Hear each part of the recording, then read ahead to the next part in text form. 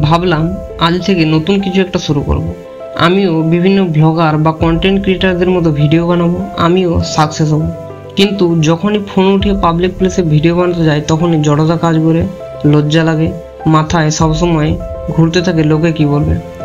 হ্যাঁ ভাই হ্যাঁ, এটাই ভাবতে থাকো, লোক কি বলবে, কি ভাববে, জড়তা কাজ করে, লজ্জা লাগে। আর এদিকে টাকার জন্য রোদে রাজমিস্ত্রি খাটতে, মাঠে চাষের কাজে খাটতে একদমই লজ্জা লাগে না। বাহ ভাই বাহ, অসাধারণ চিন্তা ভাবনা তোমার। একটা কথা মনে রেখো, জীবনটা তোমার, সমাজের নয়। তাই মানুষের মতো বাঁচতে হলে একটু পাগলামি তোমাকে করতেই হবে।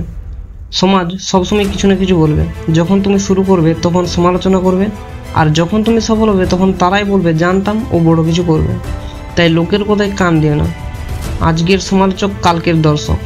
কবি কামিনী রায় তার পাছে লোক কিছু বলে কবিতায় কি বলতে জানো? আমাদের অন্তর্নিহিত প্রাণ শক্তিকে যদি আমরা কাজে লাগাতে পারি তাহলে আমরা অনেক আগে এগিয়ে যাব। কিন্তু যদি লোকলজ্জার ভয়ে আমরা আমাদের সেই প্রাণ শক্তিকে বাইরে বেরোতে না দিই তবে সেই প্রাণ শক্তি মারা যাবে, চাপা পড়ে যাবে। আর লোকের কথা তুমি কেন শুনবে? লোক তোমার খরচা উঠাবে না, তোমায় খেতে দেবে না, বাপের খাচ্ছ, আর লোকে কে কী ভাববে সেই নিয়ে মাথা ঘামাচ্ছ। তুমি কি মনে করো যে লোক তোমাকে নিয়ে ভাবছে? না ভাই না, everyone mind their own business. সমস্যাটা হলো তুমি লোককে নিয়ে ভাবছো। তুমি যত ছোট লেভেলে থাকবে তোমার সমালোচনা তত কম হবে, তুমি যত বড় লেভেলে যাবে ততই তোমার সমালোচনা বাড়বে। থাকতে থাকতে তোমার সহ্য করার অভ্যেস হয়ে যাবে। সমস্ত বড় বড় ইউটিউবাররা এটা ফেস করে।